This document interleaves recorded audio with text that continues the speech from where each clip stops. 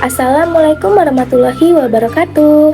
Hai teman-teman, perkenalkan nama saya Erika Ananda Saputri dengan NPM 204230073. Saya mahasiswi dari Program Studi Pendidikan Guru Sekolah Dasar kelas 5C. Teman-teman, di sini saya akan menjelaskan materi mengenai model, pendekatan, strategi, metode, serta teknik pada pembelajaran IPS di SD, yaitu yang berfokus pada pendekatan saintifik, project-based learning, serta deep learning. Teman-teman, pada slide pertama ini saya akan mengulas kembali mengenai pengertian IPS SD. Pada materi sebelumnya, saya sudah menjelaskan mengenai definisi IPS SD. Kira-kira teman-teman di sini masih pada ingat nggak ya? Ya, jadi IPS SD itu adalah ilmu pengetahuan sosial yang mengintegrasikan pengetahuan tentang manusia, lingkungan, dan masyarakat. Nah, tujuannya yaitu untuk membentuk siswa yang kritis, kreatif, dan sadar sosial. Jadi teman-teman, pembelajaran IPS di SD ini bertujuan untuk membangun pemahaman siswa tentang dunia sosial mereka sejak dini. Namun, dalam IPS SD ini terdapat tantangannya teman-teman. Salah satunya yaitu siswa SD sering merasa bosan dengan hafalan dan pastinya membutuhkan pendekatan yang aktif. Maka dari itu, kita memerlukan model, pendekatan, strategi, metode, serta teknik pembelajaran yang inovatif. Maka dari itu, pada slide ini saya memberikan gambaran umum yang selanjutnya akan kita bahas satu persatu. Selanjutnya ada scientific.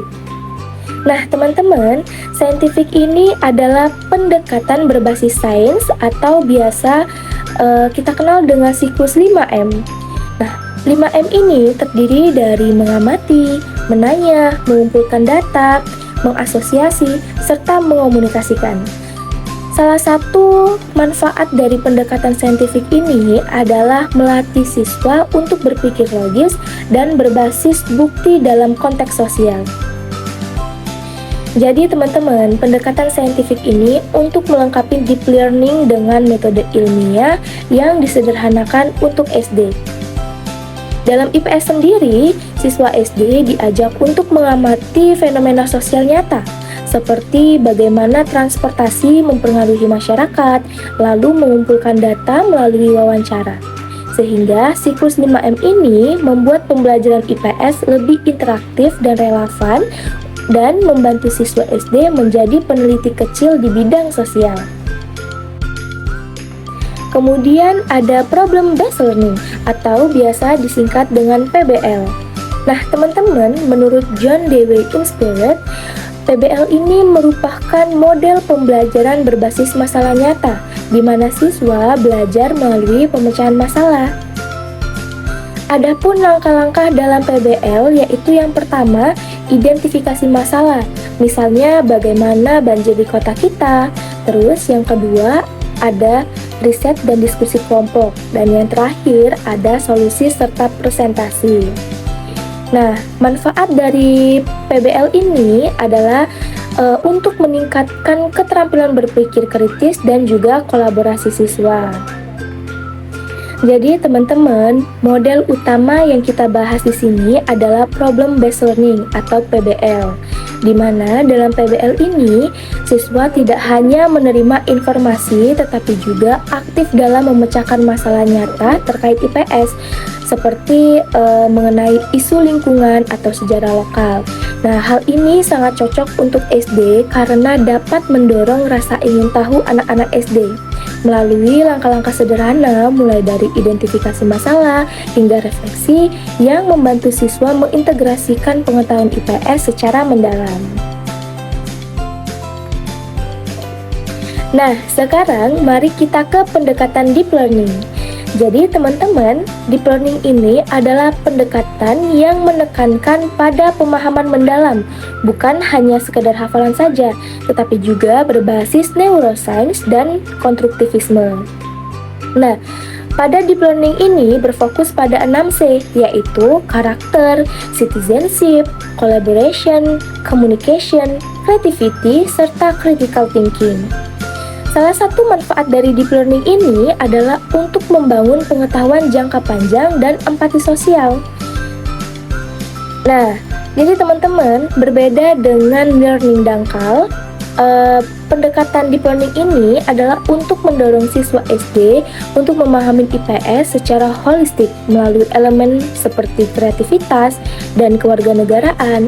Misalnya, pada saat belajar tentang keberagaman budaya Indonesia, siswa tidak hanya menghafal nama suku, tetapi juga mereka diminta untuk membuat proyek yang melibatkan kolaborasi. Ini tentunya membuat pembelajaran IPS lebih bermakna dan juga bertahan lama. Selain pendekatan saintifik, problem-based learning, dan deep learning, ada juga strategi pembelajaran IPS yang harus kita pahami, teman-teman. Di mana strategi ini merupakan rencana keseluruhan untuk mencapai tujuan pembelajaran. Adapun strategi utamanya yaitu integrasi PBL, deep learning, dan saintifik yang meliputi pembelajaran berbasis proyek atau project based learning, diskusi kelompok, dan juga role playing. Salah satu contohnya yaitu strategi proyek Kota Impian untuk tema lingkungan IPS. Jadi, manfaat dari strategi ini adalah untuk memberikan fleksibilitas dan adaptif dengan kebutuhan siswa SD. Jadi teman-teman, dapat kita pahami bahwa strategi adalah peta jalan besar untuk menerapkan model dan pendekatan pembelajaran, di mana dalam IPS SD, strategi seperti pembelajaran berbasis proyek menggabungkan PBL dengan elemen saintifik, di mana siswa merancang solusi untuk masalah sosial. Sehingga hal ini membuat strategi tidak kaku, tetapi bisa disesuaikan dengan usia anak SD yang aktif dan juga penasaran. Kemudian ada metode pembelajaran IPS di SD, teman-teman. Seperti yang kita ketahui bahwa metode adalah cara spesifik dalam melaksanakan strategi pembelajaran. Adapun metode utama dalam pembelajaran IPS di SD yaitu ceramah interaktif sebagai pengantar konsep dasar, kemudian ada demonstrasi, misalnya simulasi perdagangan antar daerah, serta ada pembelajaran kooperatif, di mana kita dapat membuat kelompok kecil untuk mendiskusikan isu-isu sosial. Nah, salah satu contohnya yaitu demonstrasi dengan peta interaktif untuk pelajaran geografi. Jadi teman-teman, metode ini adalah alat konkret dalam strategi. Nah, dalam IPS sendiri, metode seperti pembelajaran kooperatif ini sangat efektif karena anak-anak suka bekerja sama. Bayangkan, siswa menggunakan metode demonstrasi untuk mensimulasikan peristiwa sejarah yang selaras dengan pendekatan saintifik, di mana metode ini memastikan pembelajaran IPS tetap menyenangkan dan inklusif. Nah, pada slide ini kita akan membahas teknik pembelajaran IPS di SD, teman-teman. Nah, teknik merupakan trik atau variasi kecil untuk membuat metode lebih efektif. Dalam pembelajaran IPS, teknik utamanya yaitu ada brainstorming untuk ide solusi masalah PBL, kemudian ada mind mapping untuk visualisasi konsep IPS seperti hubungan manusia hingga lingkungan, kemudian ada teknik permainan edukatif yaitu kuis interaktif tentang budaya Indonesia. Salah satu contoh dari teknik pembelajaran IPS di SD yaitu teknik role playing untuk memahami peran tokoh sejarah. Jadi teman-teman, teknik adalah bumbu yang membuat pembelajaran hidup, di mana dalam pembelajaran IPS SD, teknik seperti mind mapping dapat membantu siswa untuk memvisualisasikan topik IPS yang lebih kompleks. Sementara role playing dalam pendekatan saintifik membuat sejarah terasa nyata. Sehingga teknik-teknik ini mudah untuk diterapkan guru dan sangat cocok untuk siswa usia 6-12 tahun.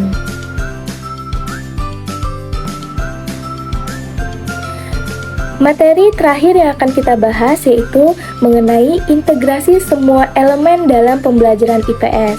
Nah, sebelumnya kita telah mempelajari bagaimana model, pendekatan, strategi, metode, dan juga teknik-teknik dalam pembelajaran IPS di SD.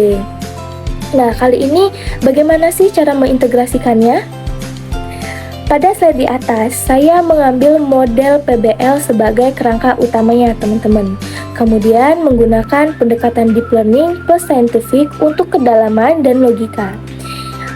Saya menggunakan strategi proyek, kemudian metodenya saya menggunakan metode kooperatif, dan tekniknya saya menggunakan teknik brainstorming.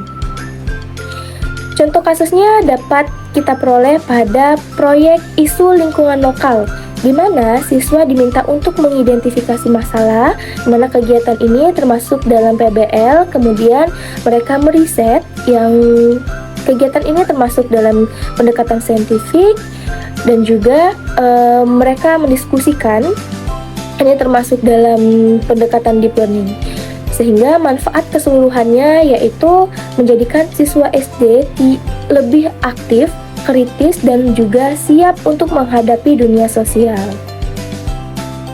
Jadi teman-teman, integrasi adalah kunci sukses.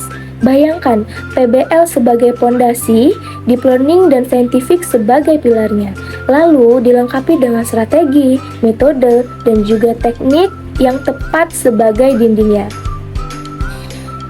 Contoh kedua kita ambil pada proyek lingkungan di IPS. Nah, di mana pada proyek ini, siswa diminta untuk memecahkan masalah banjir dengan meriset saintifik dan diskusi mendalam. Hasilnya, siswa SD tidak hanya pintar tetapi juga peduli sosial. Nah, teman-teman, kesimpulan kita pada materi hari ini yaitu bahwa PBL, deep learning, saintifik, strategi, metode, serta teknik membuat IPS SD lebih efektif dan juga menyenangkan, di mana elemen-elemen ini tentunya saling melengkapi untuk transformasi pembelajaran IPS di SD.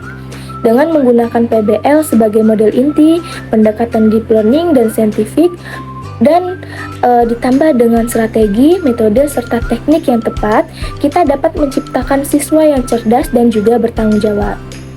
Mungkin saran saya, guru dapat memulainya dari proyek kecil terlebih dahulu. Sekian materi yang dapat saya sampaikan kepada teman-teman. Saya mohon maaf apabila terdapat salah pengucapan dalam penyampaian materi saya hari ini. Saya ucapkan terima kasih telah menyimak materi penjelasan dari saya sampai akhir. Saya akhiri, wassalamualaikum warahmatullahi wabarakatuh. Sampai jumpa di materi selanjutnya.